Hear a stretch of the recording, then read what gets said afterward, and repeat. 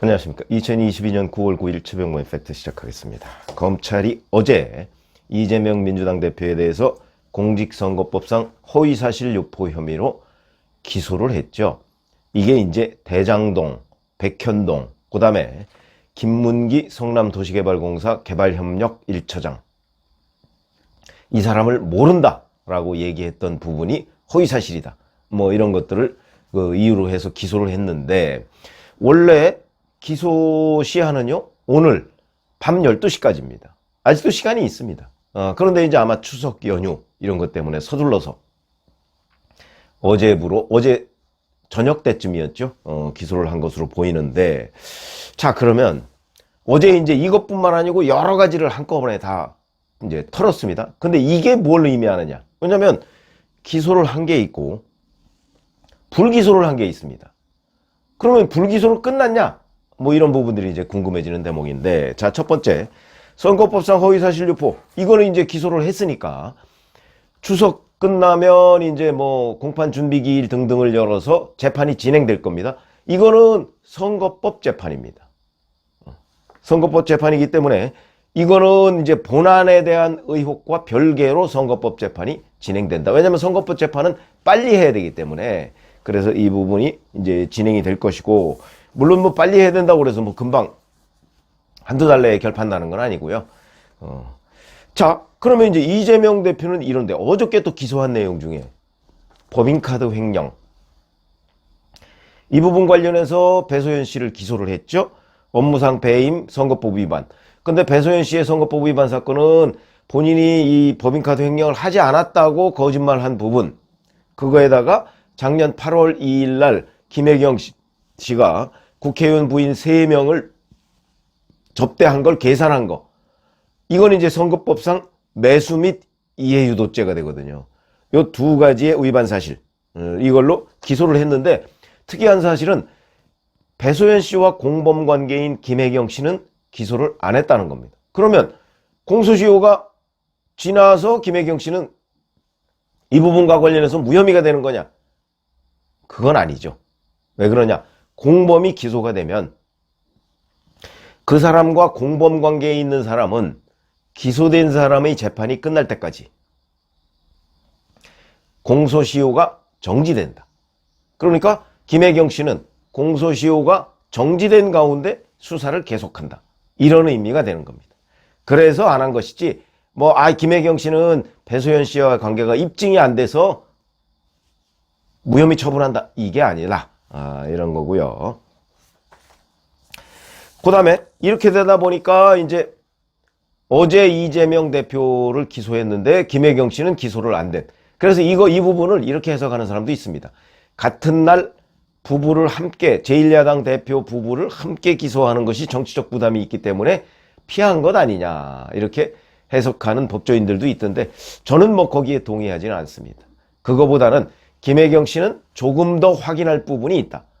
그래서 배소연 씨를 먼저 기소하고 김혜경 씨에 대해서는 조금 더 확인하고 기소할, 대신 선거법 위반 부분에 대해서는 앞으로 기소를 못 하겠죠. 자, 그러면 어제 이제 선거법 위반과 관련해서 기소를 안 한 부분이 있습니다. 변호사비 대납. 이것도 무수히 거짓말을 한 걸로 보이는데 왜 안 했느냐? 이거는 거짓말 여부를 아직 확인을 못했다. 이게 명확한 판단일 것으로 보입니다. 무슨 얘기냐? 본안 수사가 별로 진행이 안 됐기 때문에 변호사비 대납 의혹에 대해서 이재명 대표가 했던 부인이 과연 거짓말이냐? 그게 명확하지가 않다는 거죠. 그러니까 변호사비 대납과 관련한 선거법 위반 혐의는 검찰이 포기를 한 겁니다. 이 부분은 지금 섣불리 기소했다가 공연히 무죄 나오고 그러면 안 되니까 그냥 선거법 위반으로 기소하는 부분은 포기하고 본안 수사에 집중하자, 이걸로 보입니다. 그래서 이건 이제 수원지검에서 수사를 하고 있었는데 이게 완성이 되지 않았다, 이런 얘기가 되는 것이죠. 현재 압수수색 등이 아직도 진행 중입니다. 그러니까, 그리고 거기다가 이제 이화영 전 경기도 평화부지사, 이 사람이 쌍방울이 기부한 돈을 가지고 대북 사업에 관여했던 부분, 그 다음에 쌍방울 법인카드로 2년여간 1억 원 이상의 그 법인카드를 사용한 혐의. 이건 뇌물입니다. 이런 부분을 수사하고 있다. 그러니까 이거는 기본적으로 이재명 대표와 쌍방울과의 관계가 어떤 것이냐. 제가 어저께 말씀드렸죠.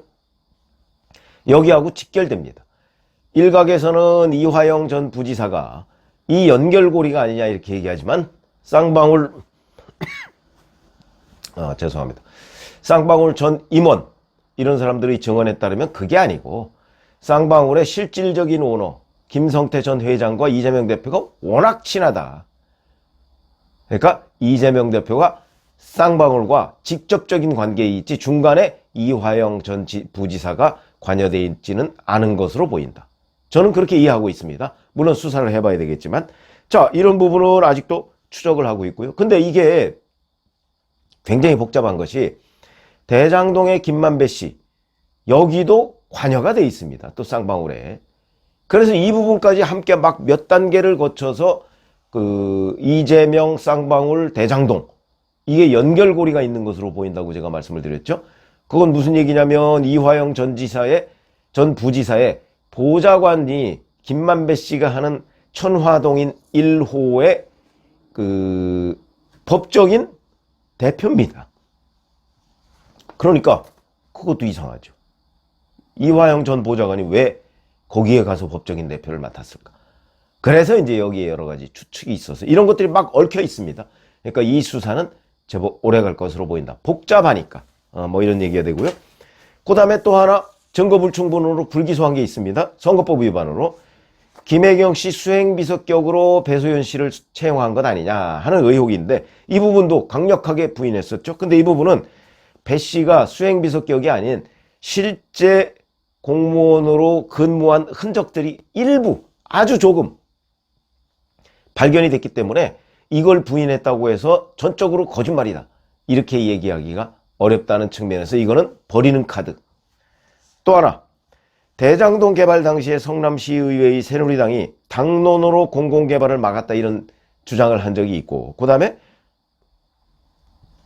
친형 강제 입원에 대해서 성남시 인사에 개입하려고 했다. 정신이 이상하다. 이런 발언은 성남시 인사에 개입하려고 한 흔적 뭐 이런 것들이 일부 확인이 되고요. 다만 정신이 이상하다라는 거는 우리가 흔히 쓰는 그냥 평가의 대목이지 팩트의 대목이 아니다.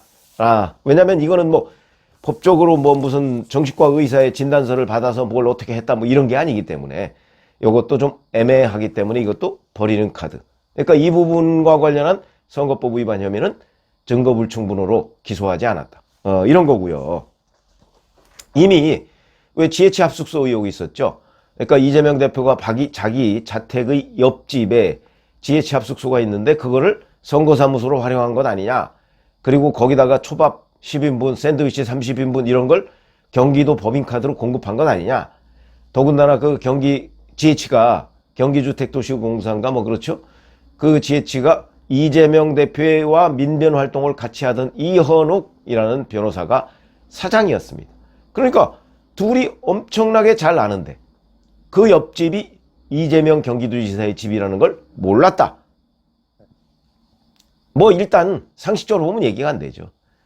그런데 이거는 CCTV를 확보를 했는데 CCTV가 2개월치밖에 확보가 안 됐다는 겁니다. 그거 가지고서는 확인할 길이 없다. 그래서 결국 심증은 분명한데 물증이 없다. 이것 때문에 여기도 증거불충분으로 무혐의 처분을 했습니다. 뭐 이것까지 따지면 오히려 무혐의 처분한 내용이 더 많다. 자, 그러면 앞으로 수사는 도대체 어떻게 되겠는가? 검찰 수사는 우선 선거법 위반과 관련해서 끝난 게 아니라 이제 김혜경 씨가 법인카드 횡령에 어떤 식으로 개입했는가 하는 부분에 대한 본격적인 수사가 지금부터 진행이 된다. 그거는 김혜경 씨와 배소연 씨의 관계를 입증하는 뭐 이건 증거가 널려 있습니다. 어렵지 않게 할 것으로 보이고요. 자, 그 다음에 이건 뭐 이제 수원지검에서 보완 수사를 하겠죠. 그 다음에 또 수원지검에서 하고 있는 게 이재명 변호사비 대납. 이게 이제 조금 전에 말씀드린 대로 굉장히 여러 갈래로 지금 뭐 본격적으로 진행이 되고 있습니다. 뭐 곧 경찰 수사와는 검찰 수사가 다르니까 기대를 해봄직한 거 아니냐 하는 거고요. 뿐만 아니고 경찰에서 성남FC 후원금 의혹, 뭐 이 부분도 저는 아주 간단한 거라고 제가 사실 말씀을 드렸는데 이상하게도 경찰에서 제대로 된 수사 결과를 내놓지 못했습니다. 근데 이것도 계속 하고 있죠, 현재. 그러니까 이거는 뭐 선거법 위반하고 관련이 없으니까 이 부분에 대한 수사 곧 나올 것이고요. 경찰이 또 하고 있는 것이 백현동 수사입니다. 백현동 수사의 본질. 그러니까 이재명 대표의 최측근인 김인섭 씨를 시행업자가 영입해서 그 다음 달부터 용도 변경이 급진전됐다. 그러면 김인섭 씨가 누구를 상대로 어떤 로비를 했느냐 하는 부분을 규명해야 되겠죠. 그 가운데 대가 관계가 있었느냐. 거기에서 이제 뭐 직권남용이나 업무상 배임이나 뭐 대가 관계가 있었다면 뇌물이나 뭐 이런 것들이 입증이 될 것으로 보입니다. 그 다음에 서울중앙지검에서 또 대장동 사태. 근데 대장동 사태의 초과이익 환수조항 삭제 부분. 이 부분은 업무상 배임이 될 거라고 뭐 여러 군데서 얘기를 했는데 저는 약간 애매하다. 왜냐면 부인했을 경우에. 왜냐면 그와 관련해서 유동규 씨는 감옥에 있고 그 다음에 김문기 씨는 극단 선택을 했고 그 다음에 유한기 씨도 그랬고 뭐 이런 점들이 이제 이재명 대표가 부인했을 경우에 연결고리가 끊어진다. 제가 이런 말씀을 드린 적이 있는데 결국은 입증을 못하고 무혐의 처분을 했고요. 그러나 거기에서 하나 업무상 배임 혐의로 현재 수사 중인 거는 있습니다. 그건 무슨 얘기냐. 화천대유가 천화동인 1호부터 7호까지가 있는데 그 모회사가 화천대유죠. 화천대유가 법령상 근거 없이 대장동의 일정한 5개 블록을 수의계약으로 분양받았습니다. 이거는 위법한 행위입니다. 근데 이거는 대장동 분양계획서에 다 있습니다. 이재명 대표가 사인했다는 얘기죠. 왜? 수익을 많이 주기 위해서. 이런 걸로 보이는데 그거는 불법 행위입니다. 불법 행위를 사인했다는 얘기는 업무상 배임이 될 가능성이 매우 높죠. 그래서 이 부분은 아직도 수사 중이다. 서울중앙지검에서.